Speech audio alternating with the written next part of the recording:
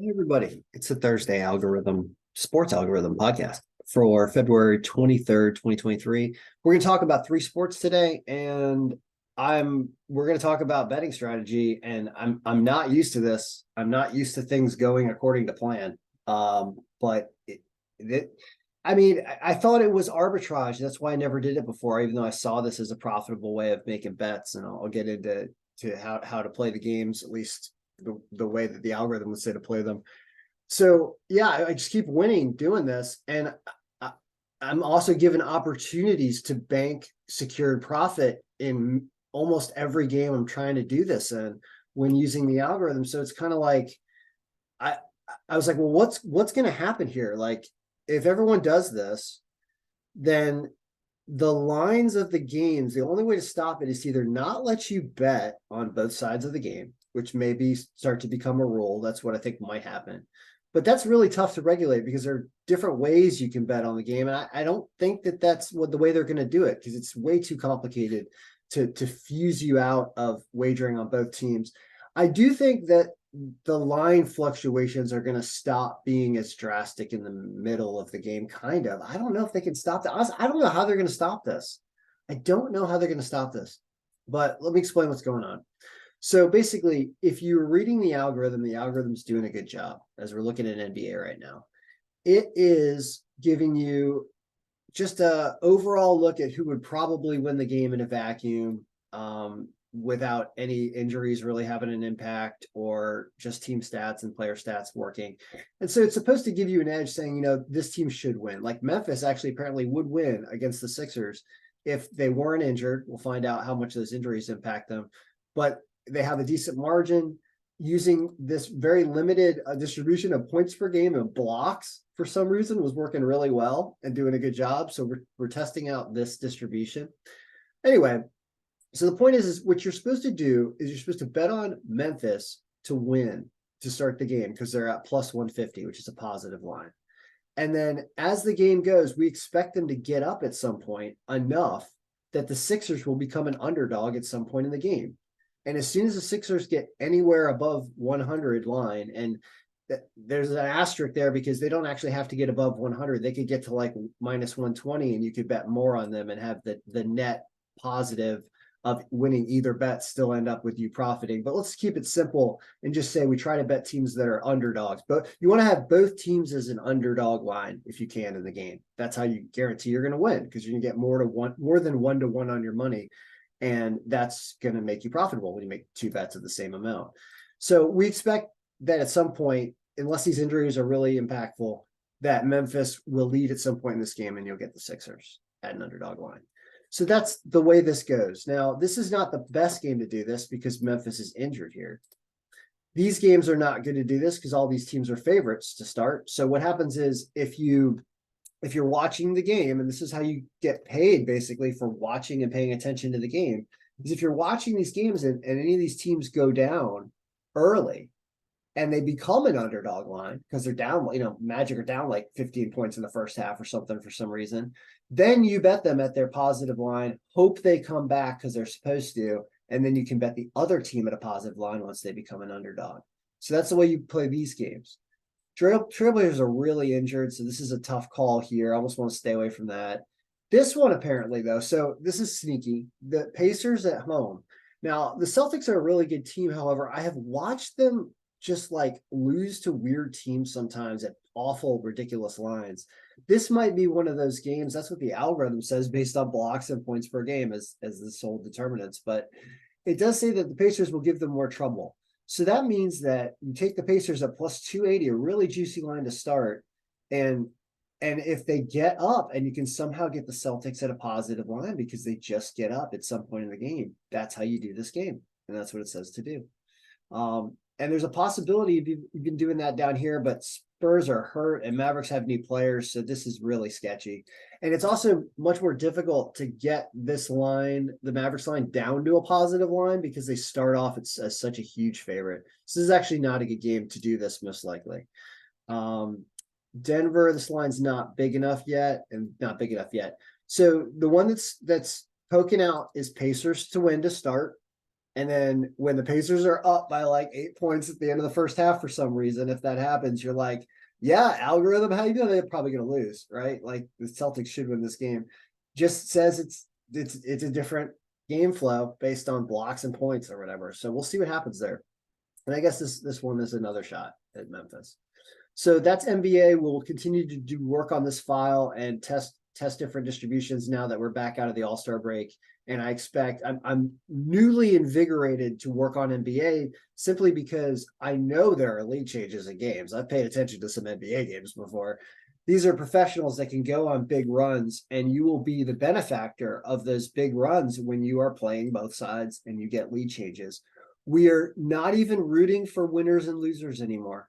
We're rooting for games to have wide ranging lead changes, large disparity lead changes, 8, 10, 12 points in both directions in the first half. That's like the best game for us is a game where Memphis, we bet Memphis before the game. They start out up, 15 points in the first quarter. Philadelphia becomes plus 125. You bet them, and then you're done and you've automatically won. Like that's the easiest way to do this. There's also ways as the game extends where you wait till the game starts and Memphis gets down 5 points early, goes to plus 280.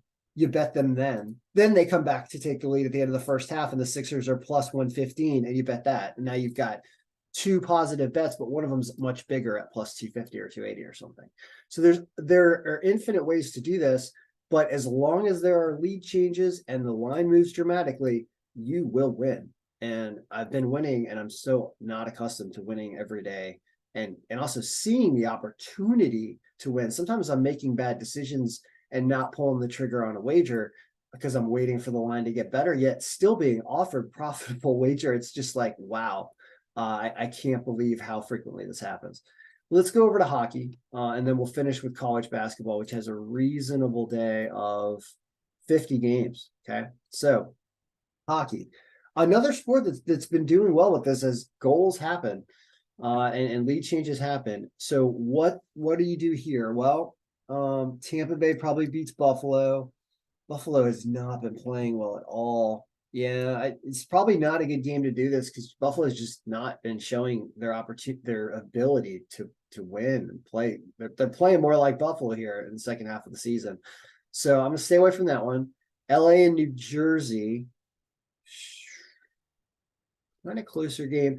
This is one I'll probably keep an eye on. And if you can get, if LA can get up to a lead, then you can come back and bet New Jersey at a positive line. That's the way I would start that. Edmonton and Pittsburgh, I don't know why this line is so low for Edmonton. I want to take Edmonton just straight up. Skinner probably going. Yeah, I mean, whatever. We're not going in order by pick rank, which I usually do. I feel like we should do that, but I want to go down the list and we'll just glance at the pick ranks. Yeah, it says Tampa Bay wins this game. That's actually not a bad line, given how bad Buffalo is playing and how good Tampa Bay is playing, honestly.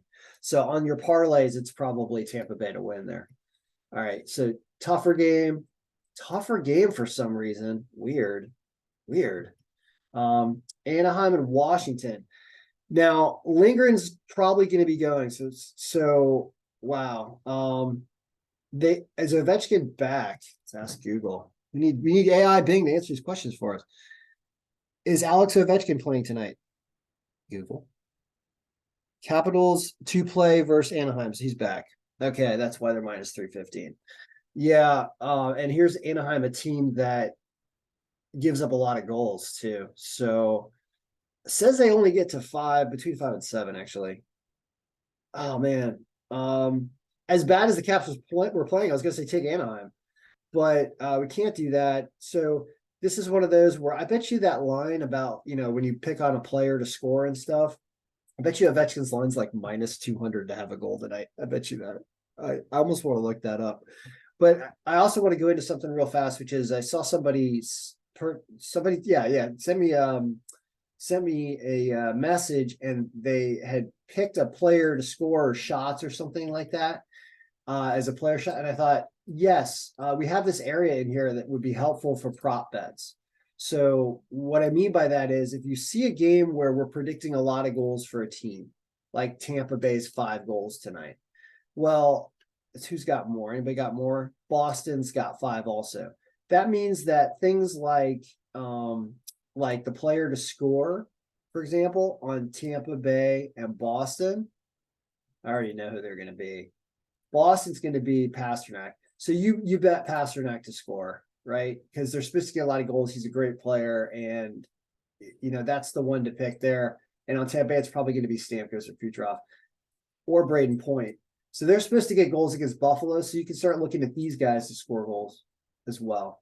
That's kind of the way you would use this sheet in conjunction with the projections to figure out which players to score and where the offense is going to be. So anyway, let's keep going. So Ovechkin back, Washington probably wins here. Extremely difficult game to wager on because of the line. Minnesota, Columbus. Closer game than you'd think. Says Minnesota. Marc-Andre Fleury probably going. That goalie's kind of close. This game could be closer than you think. This might be a good one for lead changes, especially getting Columbus. So, oh man, I'm tempted to say this is a good game for doing this. Like when you see weaker goalies and you see lower percent, that means junky goals on both sides.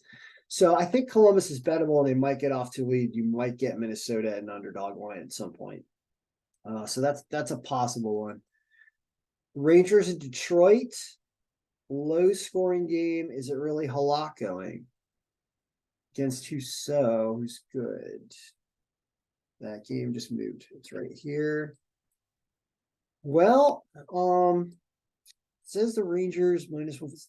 It's not really a great game for this because the Rangers are probably going to win. But look at how well Detroit is playing, beating everybody. They're back home after a huge road trip. Good, probably a really good game here. Probably a really good game in that 130. I'm tempted because they might get off to a lead, and then the Rangers have been giving up goals early. It's weird since they've been winning games and coming back, but they've been giving up goals early. So that might be one to play there with Ville Husso in net. That's possible because they get up to a lead and hold it. Vancouver and St. Louis. Vancouver an even line. Bad teams here. This is another one that might do that. Look at that tie, straight up tie. Bet the tie. The Vancouver St. Louis game is what that's saying. Calgary and Vegas.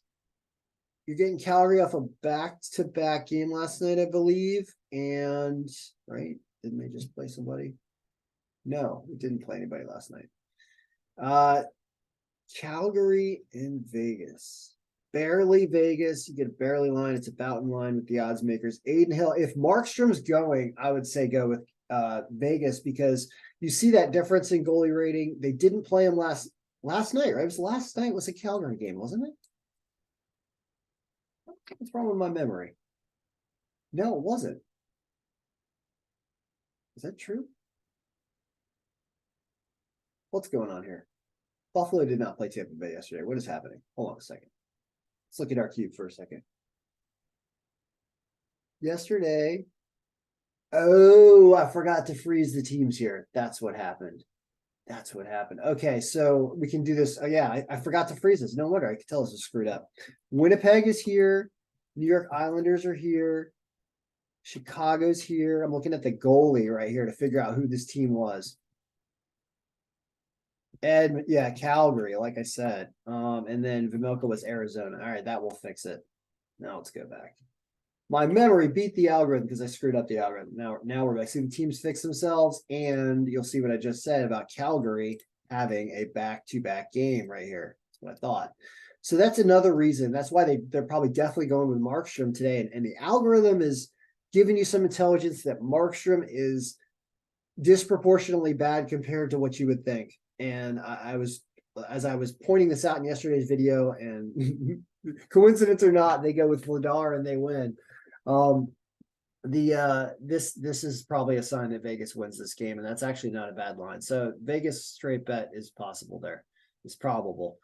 Boston, Seattle. Here's you have a big game, only -176. That's not that bad. That is not that bad of a line. So that's the number one pick of the day. So it would say Boston to win. And then Nashville and San Jose, also a close one. where the lines are not far enough apart. So that's kind of tough to do there. So Vegas to win, Boston to win are big winners here. Washington, but you can't. You can't really bet that. And then some other games to keep an eye on. All right, so that's NHL. Now college basketball. So as I mentioned earlier in the video, I'm so not used to winning. I'm so not used to being able to tell you exact games where things are going to happen, and you're going to have an opportunity, more than an opportunity, you're going to have the ability to fuse profit at certain points in games, because what you're doing is you're finding the close games and you're anticipating lead changes in those games, and you're betting both teams when they're at an underdog line, because it looks like each team is going to win or not going to win at different points throughout the game, and you're just taking advantage of those lines. So there's a couple ways to, obviously more than a couple ways to look at the algorithm. I'll always start out with home teams. What are our home teams, and are there any value picks? We had a couple value picks lose yesterday, but this is the order of value picks. Is we sort this, even though we're looking at it by margin right now, meaning, all these teams up here above 10% margin, these are the ones where you win 90% of your games, are these ones. But the lines are pretty darn bad for all of them. So you have to look at some of the other games where we also win a ton of games. We still win like over 80% of these games that are home teams below that 10% margin. So to look at all of them, and I'm not even doing this anymore. I'm not doing my big round robins or my parlays before the game. It's pointless, because you just wait till the game starts. And only if you can't pay attention and can't live bet would I do this. But I would prefer to do the live betting, because it's just so consistent and the profitability is much higher potentially. So this is the order. You can see the value picks pop up right here. They're these top four, which are William and Mary, Sam Houston State, Hampton, and Milwaukee. They actually have a rare home underdog of William and Mary versus Elon. So there's that. There's some reasonable lines up here. And things where you see big margins, you can see how the line is actually kind of bad for those bigger margin games. So the odds makers are with us there. So it's only the lower ones. So the plan is, and this is the way I prefer to look at it, and this is the advice I would prefer to give you, as I got to have some losing days and see, like, we would have, in order for this to lose drastically in a day, what we have to have happen is we have to have, because here's what you're looking for. Here's your home teams. You want, when they fall behind in the first half, you want to bet them at an underdog line. That's very simple advice. You watch these teams and watch these games, and if they fall behind, especially the ones down here where you're going to get that positive line much quicker, because these lines are not as awful to start the game. A team that's minus 130 like Hampton, if they fall behind by 8, you're definitely going to get them at like plus 200 or something, or plus 180, because they weren't that much of a favorite to begin with. So you're watching for these, and you're watching especially really, you're watching anywhere. Anytime these go down and they're at a positive line, you take them. That's it. Unless they have super big injuries. There's some injuries. Here's injuries. So Illinois is injured, so watch out for that one. Watch out for Rutgers. Even Merrimack, and potentially Santa Clara and San Diego State. This is a 96 against a 65, so don't worry too much about Gonzaga as a minus 7,000 line. But the ones that are injured are ones where you might be a little concerned, if they fall behind, that they may not be able to come back as much. But for us to lose with this strategy is these home teams have to fall behind, which initiates a wager on your part, and they have to never come back and look like they're going to win the game. That's how you lose. That just doesn't happen all that much in a long game. It really doesn't. It's not like an away team just goes berserk and wins the game by 25 points and never stops. It just doesn't work that way. So most of the games, especially down here, do that, and they fluctuate. And you then get an option later in the game to wager on this team, because you already have, Sacred Heart dropped down by 7. You got them at plus 125, but it got to a positive line. So you took them. Then they came back to take the lead, and St. Francis was all of a sudden at plus 380 in the second half. So you take St. Francis too, and you win a small amount, you win the 0.25 units if Sacred Heart holds on to win like they're supposed to. But if St. Francis accidentally comes back and wins, you win some amazing payout, like 3-1, right? And then you net 2-1 overall. So it's kind of like you get both sides of the game, you guarantee a win, and anytime any crazy thing happens at the end of the game, you win big. Like, what a great strategy, right? And this is exactly the way it plays out. You don't win every game, but you win a lot of them. Dare I say, most of them do this, especially at the bottom. So these are the home teams to keep an eye on. What about the away teams? We've got a lot more away teams, and these are supposedly the juicier ones. So let's first check for injuries. So watch out for Memphis. Watch out for even Washington. Watch out for Delaware. And that's about the 3 away teams that you would not expect to win and to fall behind and essentially come back because they're injured, right? Potentially. So those 3 are tougher. But what about the ones down here? All these ones with margins below 20%, which is all these guys. Okay. With the exception of Delaware in there.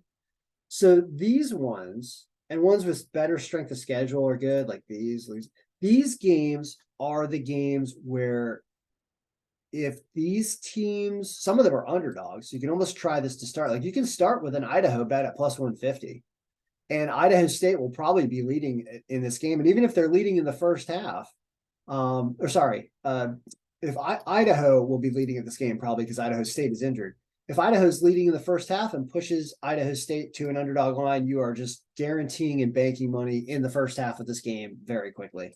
So plus 150 is good enough to start a game with that. And this Louisiana Tech at plus 175 is also good enough to see if they can start off to a lead there. Other ones I would say wait. And you're looking for either one of these teams at really good lines early on. Honestly, they're supposed to be close games. So that's all these games are the ones to focus on. And also games up here where these teams fall behind with the exception of Washington and Memphis. So any of these big ones that are at bad lines, they fall behind and become a positive line. You do want to take them. So this is where we will focus are these games for the day. And then I'll come back with a recap video tonight and hopefully have good things to report again, because it's just a different mindset. You're not picking winners so much. You're picking games that are going to fluctuate in lead and line, and you are just pouncing on a line that is offered that's available that guarantees you a profit. And you're certainly, I don't want to say you're going to win every day, but with doing it this way, I think you're going to have 3 different types of days. You're going to have a day where your teams fall behind and most of them don't come back, and you lose probably in the neighborhood of like 25 to maybe even 50% of all your wagers for the day. That's a possibility on a terrible, terrible day where everything goes behind. You make bets, you don't try to take other sides of the games, and they just never come back and you lose. But because some of them are still going to they're still going to have opportunities on some of them. You're not going to miss every game. So you're not going to see all these games have no lead changes from 5 minutes on. It's just no way. That's something we should keep track of, is how many of these games had opportunities and had lead changes. This is something that needs to be logged with an automated system, because one human being can't track all college basketball games at once, even though I'm trying to do it in my head. It's not really possible. So we need to get an automated system to do that, to answer that question, because it'll light up and it'll be like, of the games that Ken said under 20% margin, without Memphis, all of these games without Delaware, right? There were 16 of them, and it'll be like, 13 of those 16 had lead changes and had possibilities of doing it. And I bet you it's something like that, really, honestly. It's probably about more than 75%. So like 12, 13 of these games probably do that. Maybe even more. And I would be astonished if it is less than like 10 of these games. I would be absolutely like floored if only say 8 of these games have lead changes and line changes. I'd be astonished. I don't think that's true at all. So we'll continue keeping. I mean, your profitability shows this because you're either given an opportunity to bet or you're not. You remember how many games you tried this in, and whether or not you were able to or not. And I've certainly seen more than 75% of the college basketball games have provided that opportunity. And they've also provided multiple opportunities throughout the game. So it's not even just one. It was the Stephen F. Austin game, I believe, like I said yesterday, where I was listening. They said there were 14 lead changes in the game, and it threw overtime. And I just thought, yeah, I watched that. That's why I got into that game, is I kept seeing the line switch every 5 minutes from one team to the other. And I thought, how can I not play this game when that's the strategy? So I jumped in on Stephen F. Austin when they were down, and they ended up winning. It's kind of like I got them at plus 230 or two something. And it's just, so that's going to happen. So I would recommend doing that, and we'll just keep tracking it. All right. So good luck, everyone. May all your picks be winning. And yeah, that's it. May all your picks be winning, and may all your lead changes be fruitful, as they would say.